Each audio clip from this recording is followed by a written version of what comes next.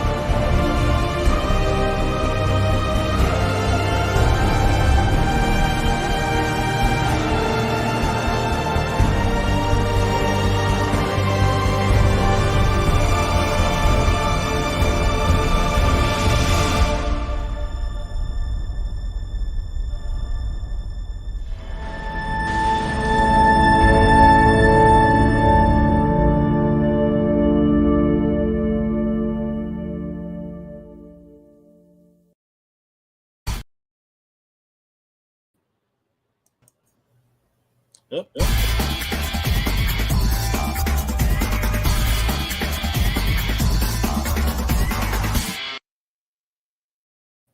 All right, technical difficulties aside, welcome back to Word Balloon, the comic book conversation show. John Suntress here, always happy to welcome Anthony Snyder back to Word Balloon. Anthony of Anthony's Comic Book Art. He's got a big online show coming this weekend with comic art fans. Our buddy Bill Cox is going to do one of his twice-a-year online shows, and I know Anthony is a big part of that. So welcome, buddy. Good to see you. Hey, thanks for having me. It's always a pleasure. I told people that it was the best hour I ever did with you last time, so let's see if we can do it again. That means a lot, man. Seriously, thank you. Got it. No, it's always a pleasure talking comics with you. Right off the bat, well, we're talking comics, art, life, and I got to show how smart I am. So that's what I like. Mark is a customer, a mutual audience member of ours. Thanks for the good feedback. I appreciate that. Yeah, he says good prices, safe shipping. That's excellent. Yeah. So Anthony, there was a big boom, obviously, during the pandemic of prices and also a lot of purchases as well, it seemed. It was real. It was real. Have things stayed the same? Have things slowed down a bit, both in terms of activity but pricing? All right. Well, it's a twofold question, and I think I'm pretty well qualified to answer that because I do art in a big way, where I'm one of the most predominant, well-known art dealers in the country. Yeah. And then I have a brick and mortar business where we're selling comics, as our main source of revenue for the eBay store, and I have a small retail store as well. And so during the lockdown, it was a double-edged sword because everybody was home and they were ordering stuff, and orders, mail order was up times 2. Sure. And it carried me through, and it carried the business through. I didn't have to lay anybody off, the whole works. That's great. And then, it was strong price wise because people didn't have the alternatives of going to a convention. And, but also that other edge of that sword for me is that I lost all my live convention revenues, so I lost 2 San Diegos. I lost a New York Comic Con.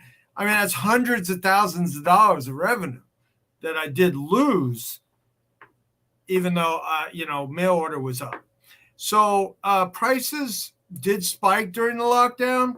And with comics, it's really softened up, really softened up. And I think there's a little too much supply on the market, a little too many auctions, and people getting even new companies getting involved with auctions. There's one every week, and it's softening up prices like nobody's business as far as comics go. Now, artwork has better price support, I would say, so that isn't softening up. If anything, that's still going strong. And if you have the right stuff, you can get your numbers for it. So that's pretty much where I'm at with what went on during the lockdown. So you're saying then that obviously when you say comics, do you mean like variant covers and signed comics and stuff? No, I don't really do new stuff. Okay. That means we should be going. No, we should be done. No, we should be on. Okay. We're on. All right. So no, I don't do new comics in my store. I just do dollar boxes and $3 cover price boxes in my store. And then online, I have thousands of boxes from deals that, are more vintage, and at least, I try to stay within the bronze range, and, $10 Bronze Age books. And, but then now I'm, because of what's going on, I have my listers doing a lot of $5 stuff. So, and I have one employee that just does cover price stuff on a company called Hip Comics. So they list my stuff as well. So she just puts up $3 stuff all day, and then I have a couple people that are just doing $5. I'm just exploring that and trying to develop that price point because it's needed out there in the hobby today. Understood. That's amazing. Again, everybody, you could tell from Anthony's title on his picture there. For the audio audience, it's anthonyscomicbookart.com.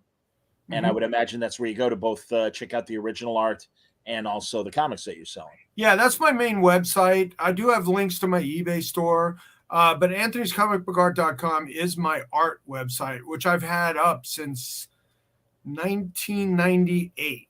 I was one of the first comic book art websites up in the country, and I believe it's still the largest by volume in the world. So that's I'm kind of proud of. But that's because I was willing to carry, $50, $100 things where a lot of dealers weren't. That's why I talk about dollar books or $3 books or $5 books. It's like, I'm willing to carry that inventory in my eBay store, just to provide that price point at all levels. And, and I have that kind of stuff.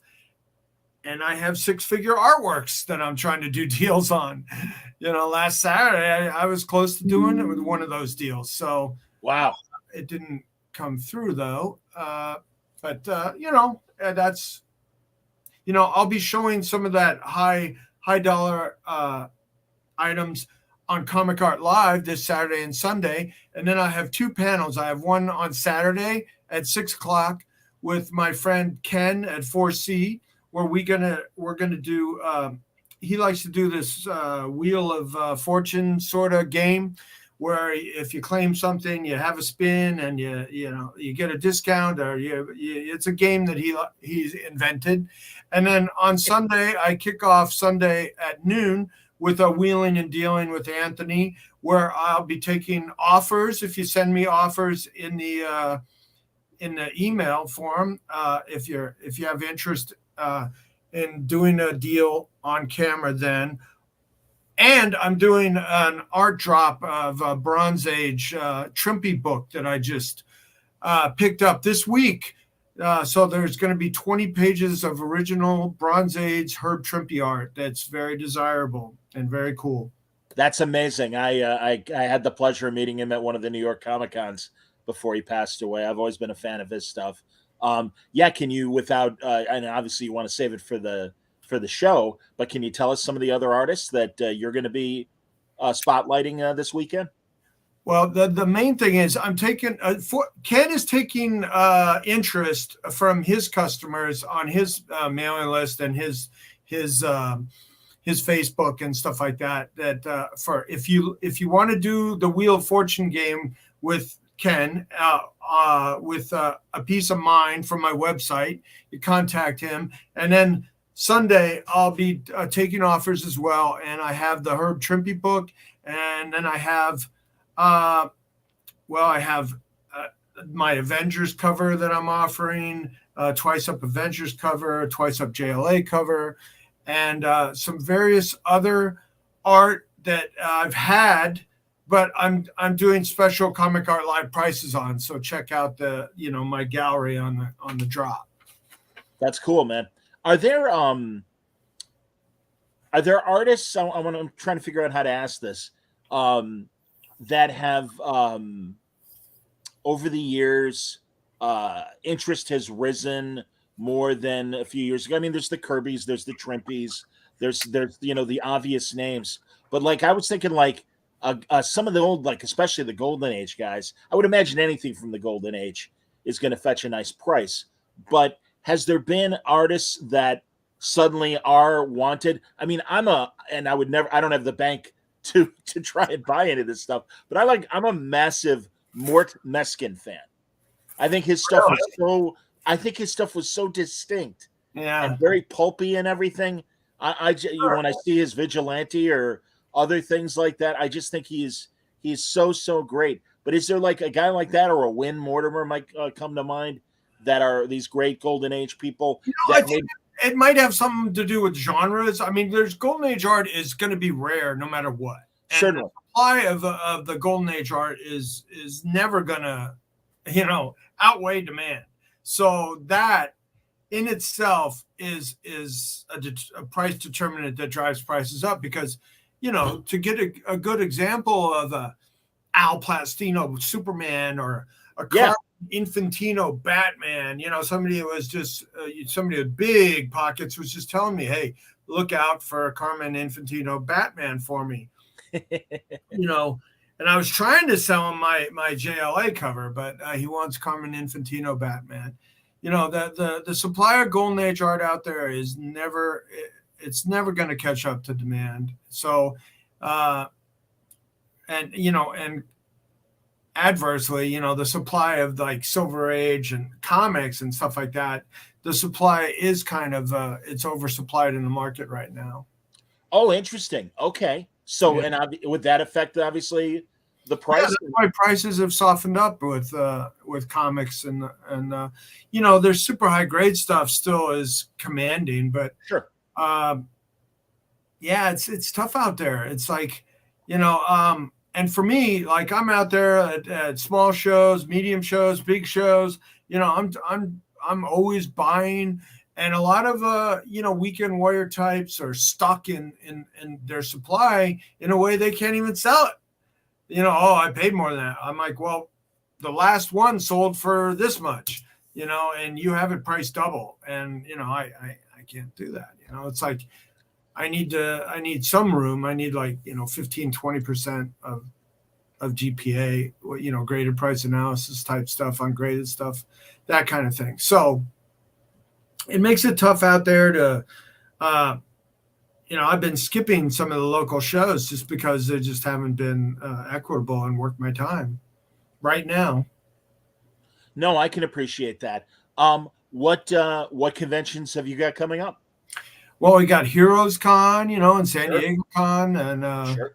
The big ones, and what else? Baltimore after that, and New York Comic Con after that. Sure. So I'll be at trying to get back in time for Terrific Con after San Diego. He scheduled it a week after San Diego, which is tough for me because I have a truck that drives. I have employees drive all the way out to San Diego, and they have to get all the way back.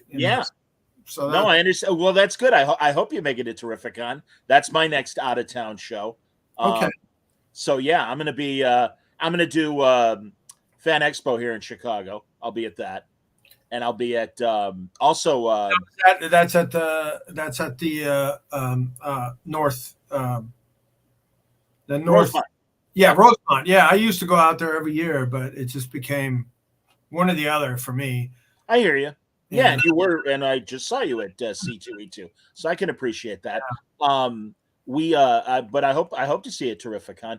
There's a it's not a comic convention. They don't sell original art or anything like that. But I'll be going to the American Library Association's trade show where all the publishers will be there to entice librarians to carry their books and stuff. So that's nice. Always an interesting show. Oh, here. Philip wants to know, will you do your Drive Across America tour again? Yeah, setting up the various cities on your way. I do stop in Phoenix. I'm never going to stop doing that. Phoenix is a good market. I used to stop in San Antonio, Houston, and Dallas on the way back. But because of scheduling with Terrificon, I don't have time to do that, unfortunately. Oh, but I do John Dolmayan is doing a 2-day show in LA, and I'll be there. I'll be set up at his show because I've always done I've rented a conference room at a hotel the Saturday and Sunday before San Diego to get some LA business of people who don't want to come down and deal with the crowds and the hassles of the San Diego. There are people that just don't want to deal with it. So I've done well setting up in LA the weekend before. So I'll be doing Phoenix and LA the week before, but none for the way back if I'm going to try to get back and do Terrificon. I can appreciate that. Absolutely. Stanley wants to know, do I have an interest in collecting art? I do. I wish I had the bank for it. Over the years, I've grabbed a couple things. I treated myself on a birthday and got this Clark Kent Lois Lane page from a Superman comic where it was Kurt Swan inked by Tex Blaisdell. Mm-hmm. And I'm really happy. It's one of my favorite pieces. Years earlier, I bought from Bill Reinhold a page from the Punisher Max comic that he and Doug Braithwaite did together. So that's another one. And then I've been gifted pages over the years. Paul Gulacy gave me a very nice page from his Batman Ra's al Ghul prestige format 2-parter, which out of the blue sent it to me, and that was a shock. But those are most of my original pages. What I do like to get, again, when I've got the money, is getting a commission piece. I love getting, I feel like that's like asking Bruce Springsteen to whip out the guitar and sing "Born to Run" to you, just acoustically or whatever. So I've been very fortunate. I got when Norm Brayfelger was still with us and still able to draw. I bought I asked him to draw me Superman reacting to a piece of kryptonite, and he did it really well. And then he had a cover recreation that unfortunately he had smudged a couple of the bats that he put surrounding Batman, and he's like, hey, I can't give the guy this because it's damaged. Do you want it? And this was, again, 15 years ago. He's like, $40. I'm like, done. In addition to the Superman, I'm like, oh my God. So I have 2 nice Norm Brayfogels. I have a Tony DeZuniga, Jonah Hex that I bought from him from WonderCon. Doug Mahnke did a beautiful Superman for me. That's just to name a few. So Superman's your favorite? I really do love Superman. Yeah, I when I was my first comics, and I'm curious what your first comics were. My first comics were in the barbershop down the street from my dad's restaurant, and this was like the tail end of the Silver Age, beginning of the Bronze Age. And this is, like we mentioned, Carmine Infantino doing the Flash, and God, I remember getting a Neil Adams Dead Man or reading it. Things like that. So I started with DC, and Superman comics were certainly part of that mix. What were your first comics? Well, I used to ride my bike to the 7-Eleven and every Wednesday and, get raid the twirly rack. Sure. Right at the 20-cent time zone. Yeah. Yeah. So 20 centers is my real nostalgia, like Sure. 73, 74, 75, right in that range is my favorite stuff that I'm most nostalgic about. You know, I've had some huge like Silver Age pieces that I let go through my hands as a dealer because I just wasn't nostalgic enough about it. And I kept, you know, like stuff like this, like, you know, like this Avengers splash, you know, like this is something I like a lot. That's beautiful. You know, Wanda and Agatha. Yeah. Sal Buscema and Joe Staten. Yep. That's excellent, man. Jeez. Yeah, man. No, I am so with you. And literally, and this is 75. Yeah, this is 75. So Wanda and you know, with we loved Agatha in WandaVision. Sure. So, you know, that character's kind of come up a lot. And yeah, hasn't that been interesting, Anthony? I mean, I guess it's a no-brainer. Why? But honestly, the expansion of key issues, which always were back in the day, well, key issues because, you know, some big character plot point happened to a character or something, and that's why it's an expensive issue. But now with the TV shows and the movies, there's like a whole new category of key issues, first appearances and things, and the inflated value of those because of the TV shows and the films. Sure. Yeah. That's I mean, you can go all the way back to Avengers. I mean, you know, that just helped Avengers as a book. You know, it was not that you could still get Avengers 1 for, you know, in decent shape for $1,000 back in the day. And, you know, now it's beat up. You know, Marvel #1s is one thing, but I think the first Netflix shows really helped. I mean, as a comic book dealer, like Daredevil was just dead. It just wasn't selling. And, you know, that show helped revitalize Daredevil.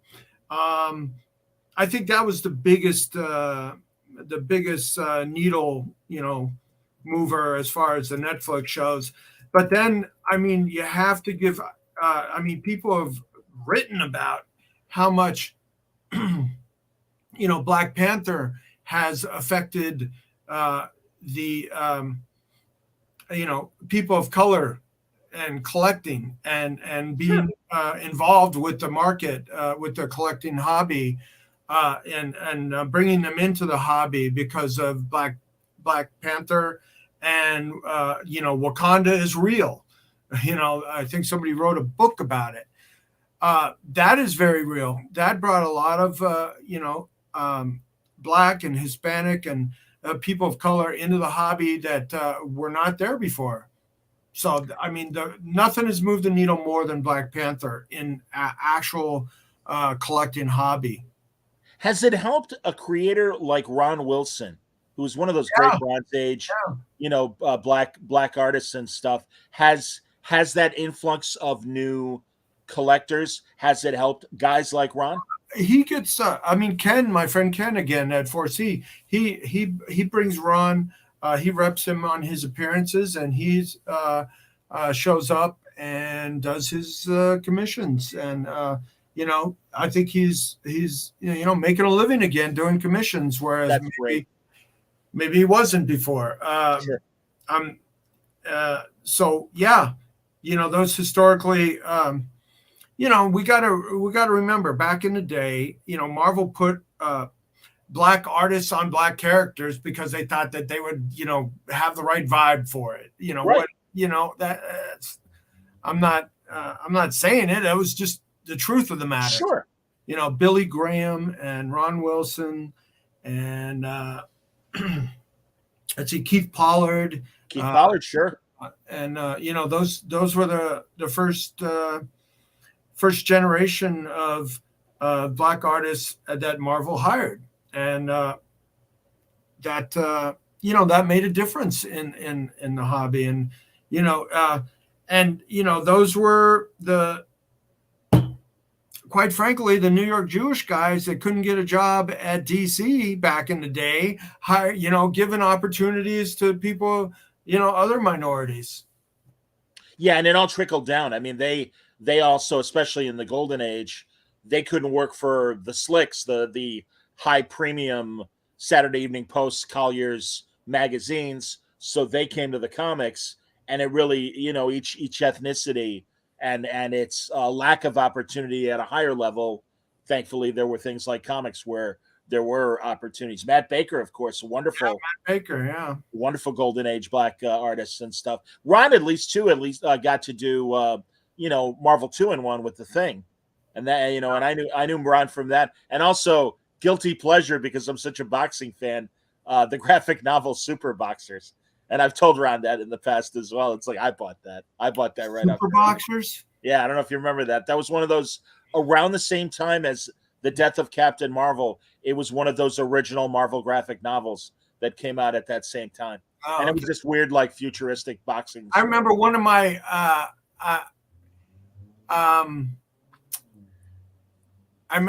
favorite Bronze Age covers is that when Hulk and Thing are in that boxing ring. Boxing, what is it? Yeah. Giant size superheroes or giant size FF, one of those. I know what you're talking about. Yeah, that's classic, man. That's hilarious. Do you when you get a really old comic and it's kind of beat up, have you used those services to press a comic and oh yeah, I press my own books as needed. Yeah.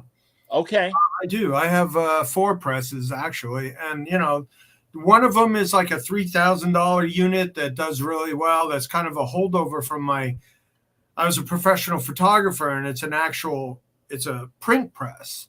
It's not a t-shirt press. It's not a $300 t-shirt press. It's a $3,000,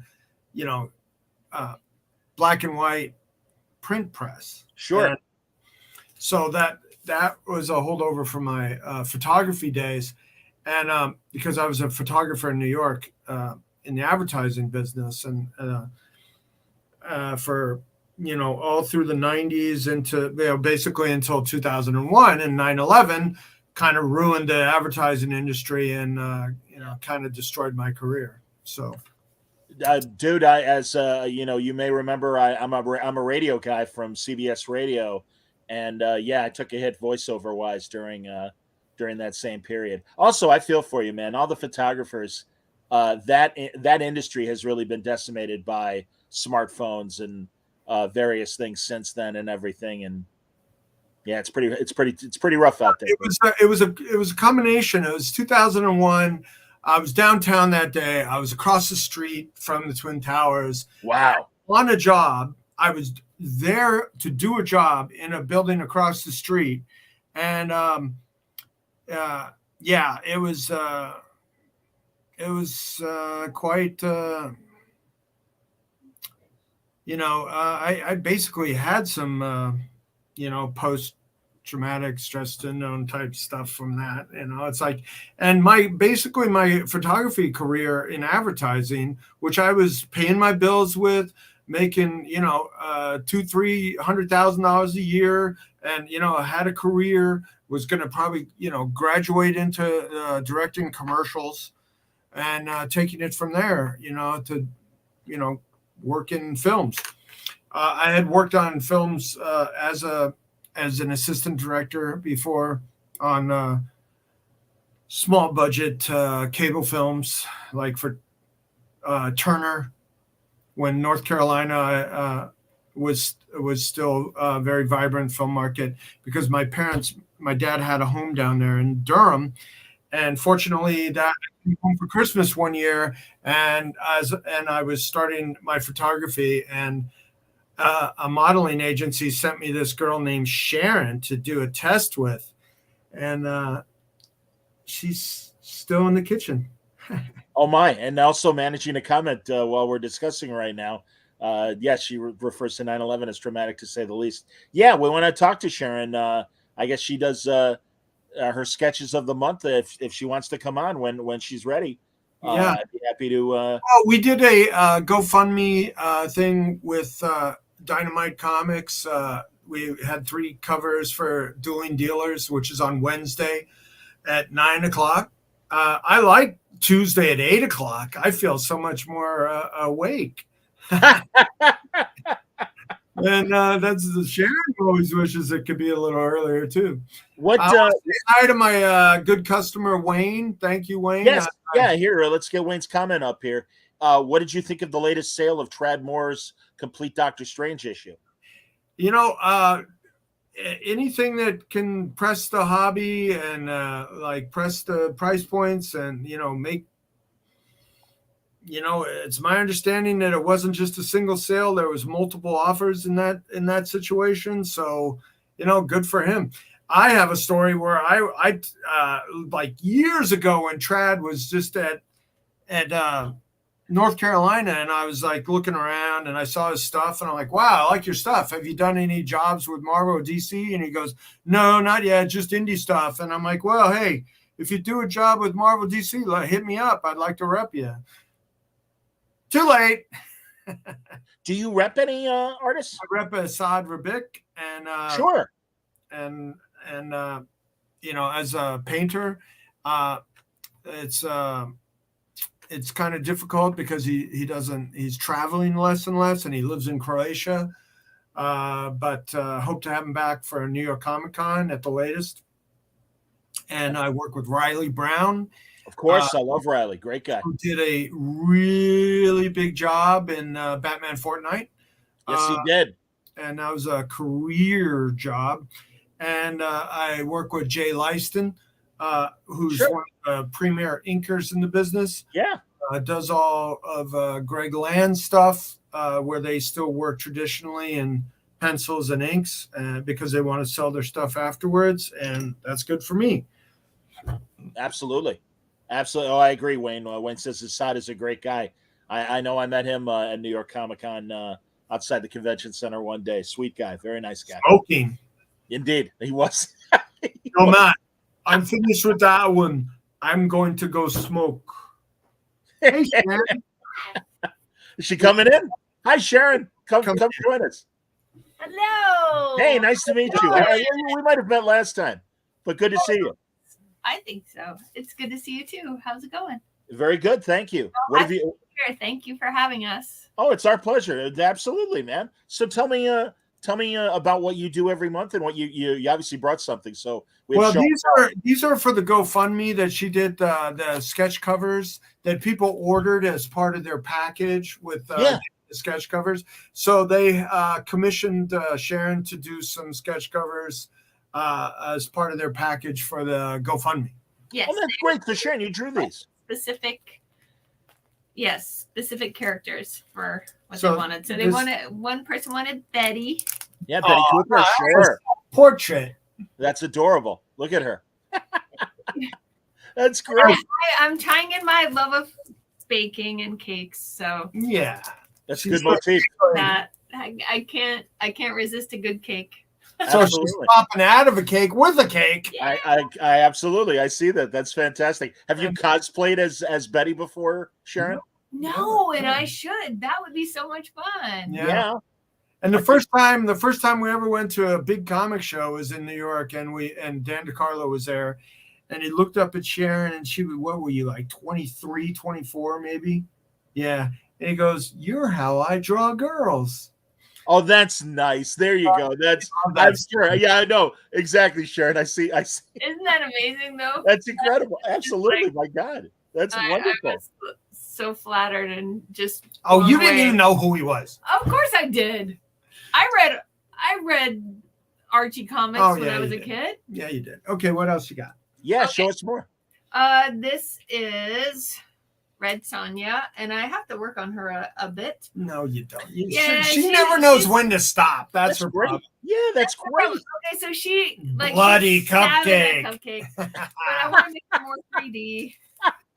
But this is a Vampirella crossover cover, yeah. So one of the things she's doing is putting them all on ballet shoes because Sharon was a ballerina. Most of them have point shoes on, but yeah, that's going to be a trademark for her. Cupcakes and point shoes. Cupcakes and point shoes. And here's Vampirella. Of course, Vampy. Wow. I almost put her in a tutu, but I was like, that's a bit much, maybe. Do you look at old covers for inspiration, Sharon? I mean, I do. I search the internet. I look at Anthony's artwork that he has, this extensive library of work, and I also ask people that work for him for advice, like Rich. I'm like, help me, I'm poor. Rich is my art assistant Yeah. who graduated from School of Visual Arts in New York and is a talented artist in himself. Yeah. So Very he's cool. been helpful. And also Jameson, our son, who's going to the Coopert School. oh He's wow, been that's great. valuable to helping me with these pieces. Yeah, he just finished his second year and he's coming home this week, actually. That's great. Amazing Captain America. That's Captain America. my favorite Marvel character is Captain America. Had a lot of trouble with the shield, but I'm You did great. working on it. Wayne's comment, Sharon drew an amazing Golden Age Catwoman sketch card for the Dueling Dealers Kickstarter. Oh, thanks. Yay. There you And go. Spider-Man going out There you go. Classic Spider-Man. Absolutely. I love he's webbing a cupcake. Got that spider. And I put the spider. You got the spider? Yeah, Oh, I got the spider. you got the spider back on. Okay. Outstanding. That's terrific. My God. It's funny. Esrod always forgets the spider. I always have to remind him. So something you have in common. Is that Veronica? I love cupcakes. Okay. I was wondering if that was Veronica as Vampy. I love when Dan Parent does that a lot, which I love. Dan will make Veronica into Vampirella a lot of times. I think a lot of people request Awesome. that. It really is. I didn't think of that. It's pretty funny. It's That's pretty funny. inspiring. Yay. That's great. This one kind of looks like the old Aurora model kit. Remember that one? Of Well, course you know I what? do. I found I searched the web for figures, and that's where I got that basic like. Yeah, because she's kind of Thing. holding a bat on her. Yeah. Sure, of course. Yes.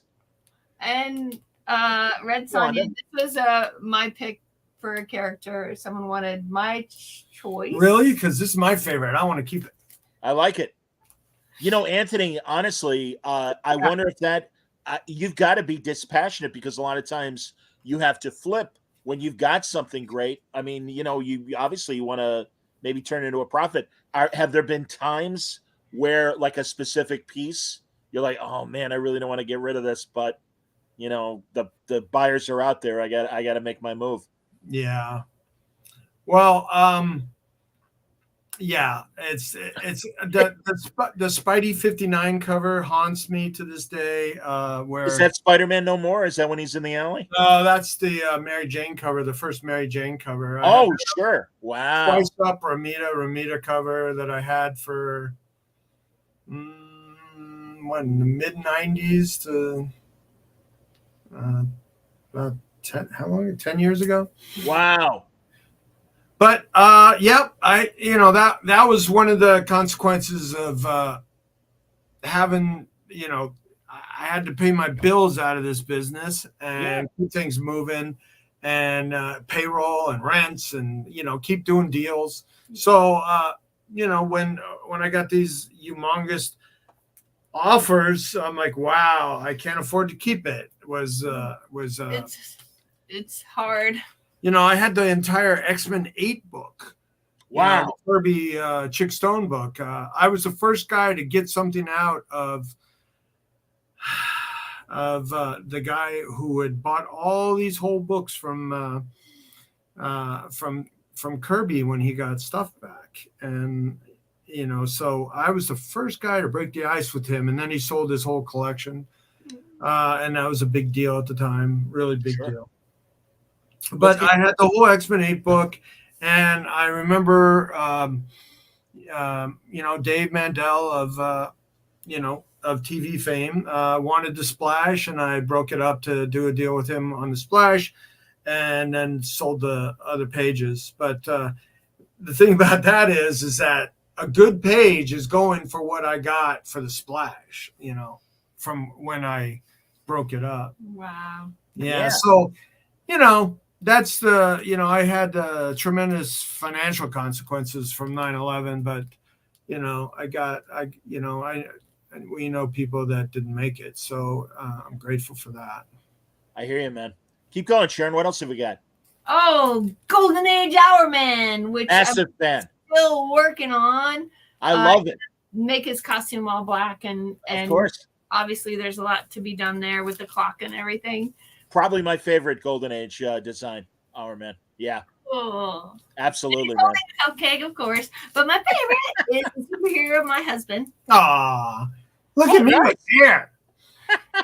He's got a pyramid of comic books in the back, comic boxes in the back, and That's great. he's holding a poodle art and some a ballerina art page that, of course, he's buying for me because that's what he does all the time is buy me awesome art. That's great. Those are great, Sharon. I hope you get an opportunity to do some variant covers at some point. That is aspirationally cute of me. Yeah, you know, Superman curl. I like that he's got the spit curl, but absolutely, but no, the face. You got him down. That's totally Anthony. That's great. Thank you. Hilarious, I man. really appreciate that. It's a parallel world, Anthony, where the hair is still flowing. Yes.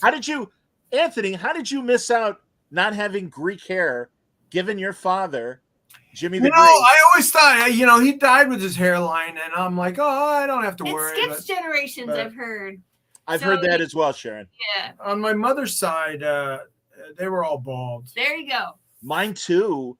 And God, my grandfather was 96, full head of hair. My dad died young, but I feel I have to say, as I approach 60, I feel fortunate that I've got as much hair as I still do. No Well, speaking of my dad, here I want to show some stuff that is kind of a crossover of my two worlds because, please, my dad was actually so famous that he was parodied in comics. Jack Davis was a guy who was a huge football fan, a huge sports fan, and this is like from a panel story where it's hard hit, cold spell, and Lou the Lebanese. So that's a parody of my dad. I have a few other panels of this, but I just had this handy, and I think that's hilarious. That's fantastic, man. Good Lord. And Nick Cardy, another one of my favorites. Oh, I love Nick Cardy. Yeah, he did this. My dad's sponsor on the NFL Today show was the cigars. Okay, sure. So that's your dad's in the center. So this was an ad that Nick Cardy did of some celebrities with my dad in it, and Howard's in that one as well. Cosell, Uncle Milty. I don't know who the blonde is. I don't think that's supposed to be Phyllis George. Yeah, no, it's not Phyllis. I'm not sure. Some sex bot of the day. Sure. Yeah. Understood. But no, Nick Cardy's amazing. I buy reader copies of his comics just for the cover art and everything. Those Teen Titans and the Aquaman stuff he did, the best. I love Nick Cardy. This one's my favorite because this is a 3-page Mad feature. Right, it's all about sports. A mad look at fans, I guess. Okay. Right.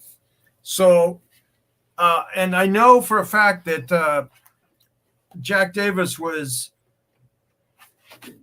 a season ticket holder to the Giants because he worked out of New York. Sure.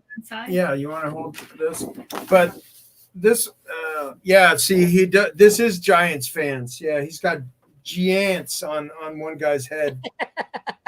But this is the best thing. I don't remember how I found this, but when I found it, I could never part with it because this guy is going to blow his brains out because he took Jimmy the Greek's word and bet his week's salary on a route. Oh, no. And as a Giant fan, I love it even more that he's a Cowboy fan that's going to blow his brains out. Outstanding, man. That's like you as a Bears fan. It's like, if he was wearing a cheese head, right? Absolutely a Packer fan. Anthony, honestly, we've talked about it before. Every time I see one of these gambling half-hour shows or commercials for DraftKings, my immediate thoughts are to your father, Jimmy the Greek, who was, I mean, the national figure every week during football season. It was your dad's column and his work on NFL Today that everyone hung on. And it was such a bad boy industry during your dad's prime. And now it's just another day in the office. It's not a big deal. Well, it blows my mind. As far as his career is concerned, there are things to be proud of, that he was the first guy on television to pick games. Yeah. And he was the only guy picking games. They didn't have Phyllis picking games. She was Miss America, and Brent Musburger and Irv Cross certainly weren't doing it. Well, yeah. I mean, that kind of went full circle when Brent had his own, what is it called? VPN? A sports information business. I didn't realize that. Okay. When he retired from broadcasting full time and he moved to Vegas, and he went on every day with a sports information show, which was about betting. Sure. And he could do that because he was in Vegas, so yeah. And that's why I was born in Vegas, is because my dad, worked for, he worked for those guys. Was it Caesars or was it one specific casino, or did he work for a lot of the guys? Well, he was the PR director of Caesar's Palace, and when the Caesar's Palace was opening, and he opened the Tropicana, which is really interesting because it's being torn down now and making way for the new baseball stadium for the Oakland A's to move into. And if you went back in time and showed my dad and Al Davis, who were best friends, that the Raiders would be, in a state-of-the-art stadium in Las Vegas, right off the Strip. You could walk from the Strip to that stadium, and wow. I mean, they were having a hard enough time just trying to move to LA or work out those deals, which my dad was always he was always helping Al behind the scenes. He was on Al's side, and sure, they were very close. I can appreciate that. That kind of hurt him with Roselle, and was one of the reasons why they were looking for an excuse to fire him when he gave that bad interview. Yeah, that was again. That's unfortunate. It is what it is. I again respect the body of work that your dad was able to accomplish, and he was of a different generation. And I don't mean that as an excuse, but that's truly. I mean, we see it all the time. The generations older than us, they just had a different point of view. And again, it's a shame because again, I think your dad had too many positive years of great stuff. He had a streak of genius in him. He really did, and I see that. I see that he had a streak of genius, but he was incredibly flawed as well. I mean, there were some things he did in his career and his PR career that were amazing. I mean, he brought Evel Knievel in to jump the fountains at Caesars when he was PR director. That was his idea. And then he promoted that, and he promoted the Snake River Canyon jump, which didn't work out. But World Series of Poker. He also had... I didn't know that, Sharon. That's amazing. Did he start the World Series of Poker? He invented the World Series of Poker. Wow. And he was the first guy to shoot it. 1973, he shot it with his assistant, Mike Pearl, who went on to become the head of Turner Sports, hiring people like, Charles Barkley and, that kind of stuff. So he with the Binions, he started the World Series of Poker. And, I got to give a shout out to the Brunson family. Doyle Brunson just passed away this week. And my dad wrote the foreword to Doyle's first book, Super System. He was the only guy that had a picture in that book. And it's a Super System is a poker playing, like how to play poker. Basically, wrote the book on how to beat the pros. Wow, that's fantastic. So, yeah. Jeff. What one other thing that I wanted to mention? When are we getting a home back in Vegas? Yeah, he wants you back in Vegas. Jeff does, guys. So yeah, food we for should. thought. I would on my trip across America, I'd stop in Vegas, but it's kind of a depressing place for me. It's like, so I don't know. Bittersweet. Yeah, I understand.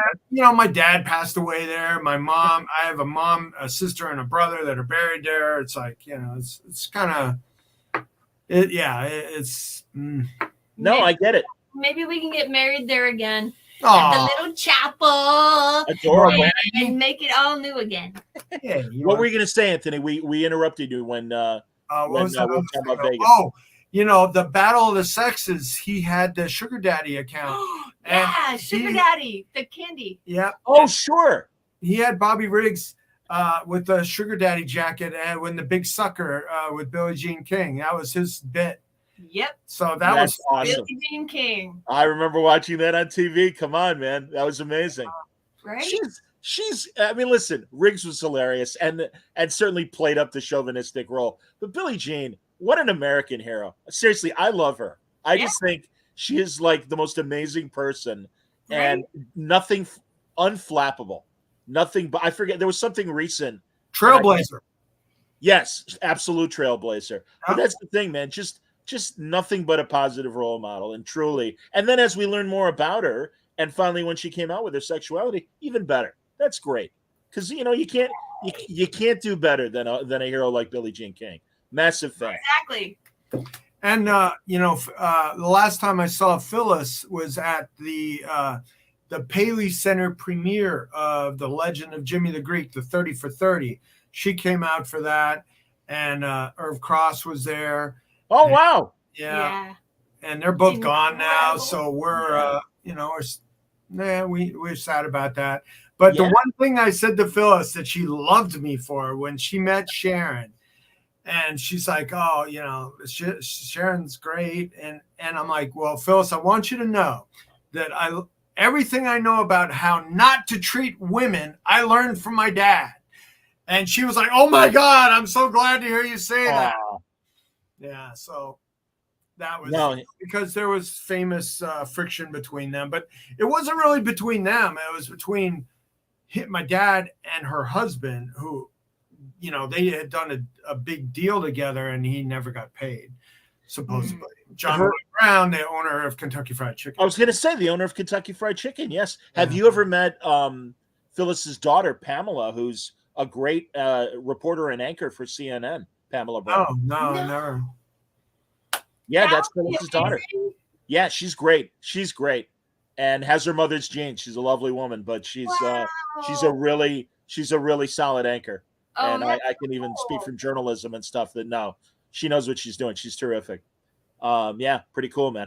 Incredible. Pretty cool. Well, there's one other thing about my dad crossover wise I want to show. Sure. Did you get that? If it's the video, I can't convert it in time. Okay. To show. Let me just show this real quick because this is so much fun. I'm watching Justice League, reruns of Justice League, because I love Justice League and I love Justice League Unlimited. Yeah. Paul Dini and those and Bruce Timm that wrote these. So Absolutely. The Joker has taken over Las Vegas. And at a certain point, he goes, let's go to the odds makers and see what they think. So the guys at Justice League, back then did this. Let's see who the odds makers favor. Smart money's on your boy Jack, Mr. J. That man has the edge and experience and weight. I can't help noticing. I suspect he's indulging in too many bet donuts. But Jack is younger and he definitely has the longer reach. So I love that they did a parody of my dad picking who's going to win between Batman and Joker. It's like Batman's been. They had the checklist behind him. He's a kind of a greasy chain wearing Mediterranean. Yeah, if you will. Absolutely. Awesome. You see it, Jeff loved that. Jeff says brilliant tribute. Hey man, again, No lie, I'm not saying it because we're talking. Your dad was a folk hero, and your dad, seriously, it's sadly, and forgive the comparison, but it's kind of like in Godfather 2 when oh god, Hyman Roth is talking about Mo Green, and he's like, there should be a statue in that city for this man, and that's how it is with your dad, man. I mean, again, every DraftKings parlor, every one of these like betting parlors that every sports book, there should be a painting of your father, right? And it's like to the my man old that man, made it mainstream. This was a picture from Cannonball Run when he had a big part. When he played the odds maker, the bookmaker, and Sammy Davis Jr. and Dean Martin came in to bet on themselves. Yes. Yeah, so that was fun. And my dad, he had the second sports book in Las Vegas. The second one. He opened the second one. So was that at Caesars or was it at another casino? No, it wasn't at a place. I mean, the movie, Casino was based on the Stardust. Yes. And the Robert De Niro character was based on Lefty Rosenthal. Right. Was based on a real the guy that owned the other sports book. And so the guy that was running the Skim, that was the real guy in charge at the Stardust, he and my dad were best friends. Wow. And so he offered my dad that job as the entertainment director and to run the sports book at the Stardust that the Robert De Niro character ended up doing. But my dad turned it down. And, it was a good thing he did because he went on to, do TV work and was able to do that. And all those guys, he kind of left them behind. And they were kind of jealous about it. They used to say, "Oh, the Greek's not a winning player." That's the biggest insult you can give to a gambler. Oh, you're not. He's not a winning player, but but whatever. So that was a cool story about how he said no, and then he started writing a sports column. And that's how he became a sports journalist. And that's how he got hired by CBS. Yeah. That he had some credibility as a sports journalist, writing a column that was in hundreds of newspapers. And the thing about it, what it became was that he would put out the Vegas line that went out nationally. So that was, he popularized the betting line and provided that information to, hundreds of thousands of people that didn't have access to that information. 100%, man. Sharon's holding up the cigar ad again. And so who's on the left all the way? Your dad is next to Uncle Milty. Cosell's on the right. It might be Johnny Carson. I was going to guess Johnny Carson. There you go. And who is between your father and Cosell? Well, he's got a bowling ball, so maybe. Oh, maybe it's Nelson Burton. Remember him from the Pro Bowlers tour? He was a big Pro Bowler, but also he on ABC he was Chris Schenkel's color man when they would do bowling. See, okay. My father was a big bowler, so I kind of know all the big bowlers. Oh, bowling's huge in my family. My sister Vicky, who's a daughter from my father's first marriage, has been the president of the Women's Players Bowling Association in Nevada, and just managed a bowling alley as a career. And she's still. And my brother was throwing 300 games in high school, so he was brilliant. Wow. My brother Jamie, but he was born with cystic fibrosis, and he passed away at 28. Oh, I'm so sorry. That's tough. Yeah, man. He was genius. That kid had genius in him. Anything he could do that had applied intellect, he was awesome at. Wow. Bowling, archery, chess. He was a great student, unlike me.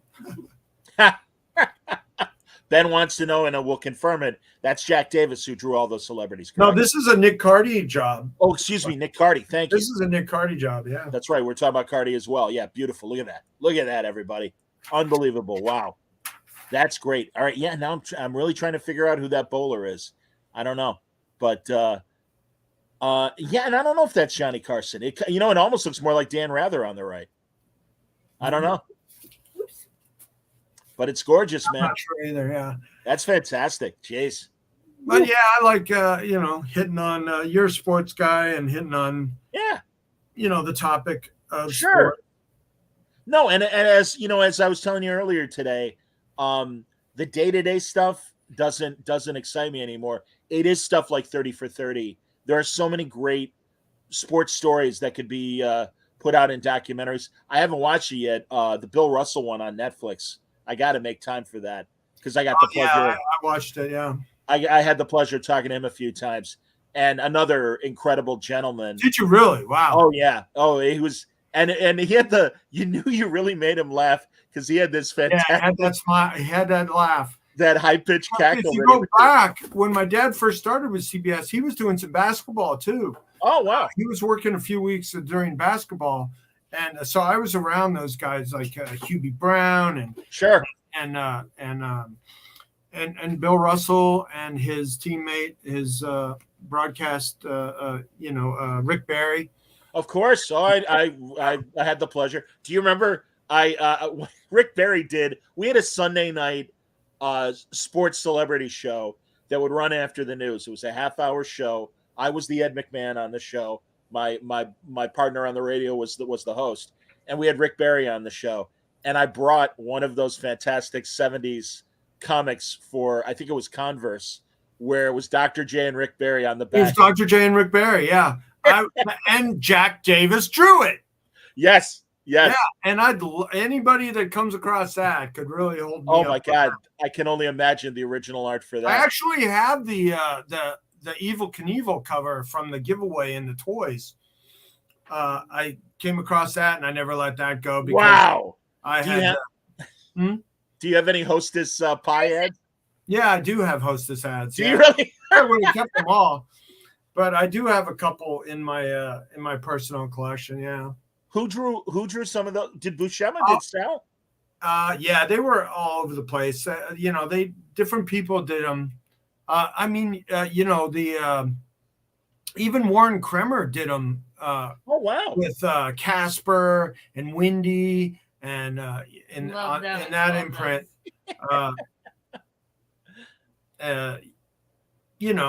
Who published that? Harvey. Harvey, yeah. Harvey. Yeah. I was just watching a great history of Harvey YouTube. There are so many amateur documentarians that really are making some fun and informative YouTube videos. And this one guy did, the whole history of Harvey and going back to the golden age when they were still doing superheroes and things like that and the various heroes that Harvey did. Yeah, pretty neat. Well, guys, honestly, I this has been great. And I'm always happy to talk comics with you guys. Sharon, really, congratulations. Terrific art. Thank you. Oh, absolutely. I really appreciate that. Thank you so much. I hope to meet you at a show sometime. That would be amazing. I can't wait. Yeah. So, and Anthony, like I said, unfortunately, I'm not going to San Diego. I hope I know. But I hope we'll see you at Terrificon. Yeah, well, maybe Sharon can sneak up there and we'll have a good time. Sure. Talking up there. No, when you go to a show, what do you do mostly? I mean, do you wrangle up podcasting stuff, or I'm not? Especially at Terrificon, Mitch has me moderate a lot of panels. Oh, okay. A lot of panels. So they end up becoming shows here. And last year, Shooter and I sat down for an hour. Ramita Jr. and I sat down for an hour. I had a great Spider-Man writer panel with Jerry Conway and Terry Kavanaugh and Howard Mackey and Dan Jurgens. That was a lot of fun. It's been great. My only interview with Steranko, I've been begging him for 15 years. And then finally I got him because of Terrificon, and I was moderating his panel. And I said, all right, finally we're going to talk. You sit down. Did you get him? Because I asked him and he goes, oh, I can't, Anthony. I love you, But if I say yes to you, I gotta say yes to everybody. And That's I'm like, the- really? That's Come the on, line. let's get it out there. That's the line that I got for, like I said, 15 years. And he was, as I'm sure he is with you, incredibly kind, so sweet, Yeah, and really. he's got the gift of gab, and Oh well, of course, and he's got the stories to back it up. I mean, my I'm God, working with him a little bit. I'm selling some stuff for him, so Oh, wow. that's cool. Yeah, that's some signed fantastic. prints and stuff like Put it on that. page. I did some when we had a different format show called Selling Heroes. I was doing artist interviews, and I did a great hour with Joe Sinnott. It's probably the last good interview he ever did, and before he passed. And my producer that was working with me at the time, I just talked to him last night, and he goes, "Man, I'm still trying to get that Neil Adams interview together because it's 4 hours long." Good for you, man. Hey, release it all. Trust me, because that's been my experience. I'm happy to when a guy like Brian Bendis will sit down with me and talk for 3 hours, and people love it. And it's they can't get enough of it. I had the pleasure of talking to Neil a couple times on the record as well on my show, and mostly on audio before I was doing video. Yeah, and you just say, "Neil, how you doing?" And then an hour later, you got to change the battery or go to commercial. But again, the man had a million stories. I mean, that's we're really yeah. And God, so is the Senate? Is it online somewhere, Anthony? Yeah, it is. It's on my YouTube channel. Okay, great. And I've had a panel. I've had a tile up on the Comic Art Fans main website, his homepage of with a link to that because I was so proud of it. And Sharon was there, and he loved her. He was like, "Oh, that was amazing." Yeah, she was. That's fantastic. Oh, you see, thank you, Peter. Peter says he loves a nice 3-hour word balloon, helps him get his yard work done. There you go. Absolutely. No, man, I hear you. All right, so is the name of your YouTube channel, is it also Anthony's Comic Book Art? Yes. Excellent. Yes, I have YouTube, and I have. I'm really into my Instagram account. I'm going towards 3,000 followers there, and I only want customers. So that's if you're not following me on Instagram, please do. That's Anthony's Comic Book Art as well. And then Facebook is what it is, but I tend to I concentrate on Instagram that feeds Facebook a little bit. Sure. And then we have a YouTube. Facebook. I hear you, Sharon. Face for it. I got all this other stuff. We're on Facebook Live right now, in fact. So there you go. No, but then Sharon and I do the show on Wednesdays, the Doing Dealers that she's become a huge part of, and a virtual force of nature. Oh my God. That's terrific. Why not? We're for it. That's wonderful. So yeah, man, just we're a day away from the next episode, I'm assuming. Is it tomorrow night? Yep. I got some great curated debuts, I like to say, going into this weekend. We hope we have a good show, and people are still spending money and not just saving it for the weekend. So yeah. Sounds great, man. Yeah, Speedsy. He says, "G'day, mate." So I'm assuming he's from Australia. So that's good. He looks like my reality show producer. I don't know. I do have a contract out there for somebody trying to sell me and another character as a reality show. So we'll see what happens with that. Wayne wants to know, is it time for a cake break? Yay, cake break. Well, we only were saying we were going to go an hour. So no, we're wrapping up. It's okay, man. This is great, Anthony. As always, and truly, Sharon, I'm so glad you were able to join us. And I don't know if she's hustling to get a cake on camera. She brightens up a room better than a ring light, that's for sure. That was very very Raymond Chandler-esque in terms of that line. That's fantastic. That's like 21st century Raymond Chandler. She brightens up a room better than a ring light. Oh, here we go. Let's see. I'm gonna zoom in. Look at that cake.